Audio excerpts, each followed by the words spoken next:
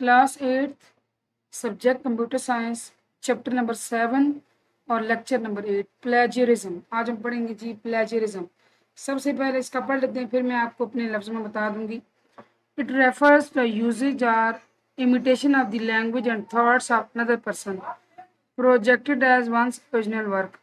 अच्छा, ये क्या होता है जी कि किसी इंसान का कोई काम है ना, उस पे उसने जो अपनी लैंग्वेज में जो अपने थॉट्स बयान किए हुए हैं, ठीक है, जो उसकी अपनी थिंकिंग है, अपने अल्फाज में उसने इसको ज़ाहिर किया हुआ है, उसका इस्तेमाल।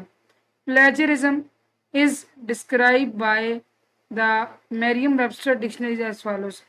प्लेजरिज्म क्या है जी? To steal and pass off ideas और words of another as one's own, कि किसी दूसरे इंसान के ख्यालात या अल्फाज को चुराना और ऐसे ज़ाहिर करना जैसे वो आपके अपने हैं।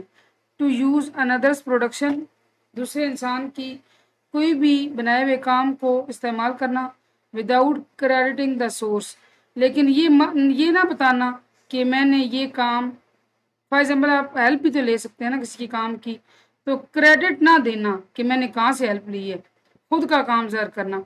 टू कमिट लिटरेसी थेफ्ट, इसे कहते हैं जी अदबी चोरी, ठीक है, इसको क्या कहते हैं जी? लिटरेसी थेफ्ट कहते हैं, अदबी चोरी। To present as new and original an idea और product derive from an existing source, एक आइडिया, ख्याल या एक चीज़ ऑलरेडी है और उसको आप अपना बनाकर पेश करें और ये कहें कि ये नया और ये मेरा खुद का है। देखिए, बात वैसे होता है ना, मैं आपको मिसाल दे रही हूँ भाई, किसी एक बंदे ने कोई कंप्यूटर की फील्ड में या किसी भी फील्ड में अपना कोई काम किया है, बहुत ज़्यादा रिसर्च के बाद अपना काम किया है।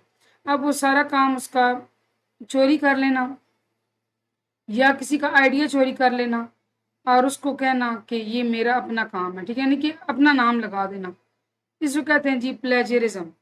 वेज टू प्रिवेंट प्लेजरिज्म, क्या लफ्ज़ है ये? प्लेजरिज्म, कि कैसे प्लेजरिज्म से आप महफूज रह सकते हैं। Some of the ways you can prevent plagiarism are use citation. सबसे पहले साइटेशन। साइटेशन क्या होता है? Citation refers to acknowledging the original writer. Citation के अंदर आप क्या कर रहे होते हैं? आप इस बात को मान रहे होते हैं कि ये असल काम करने वाला कौन है, एंड द सोर्स, और वो कौन सा जरिया है, फ्राम वेयर, जहाँ से मैंने material has been taken, material लिया है, मैंने मवाद लिया है लिखने वाला काम, ठीक है जी। यानी अगर मैंने उनके काम से कोई हेल्प ली है तो उसको क्रेडिट कैसे दूंगी? कि मैं साइटेशन यूज़ करूंगी और साइटेशन में ज़रूर उनका नाम डालूंगी कि मैंने इनके काम से अपनी हेल्प ली है। ये होता है जी क्रेडिट देना, इससे प्लेजरिज्म नहीं होती। रीफ्रेज द मैटर, रीफ्रेज कहते हैं किसी चीज़ को दोबारा कर लेना, यानी कि अगर आपने काम उनका देख लिया तो कम से कम उनके अल्फाज को कॉपी ना करें, उन्हीं के लिखे हुए काम को अगर आप चाहते हैं तो थोड़ा सा अपने अल्फाज में बयान कर दें, ठीक है।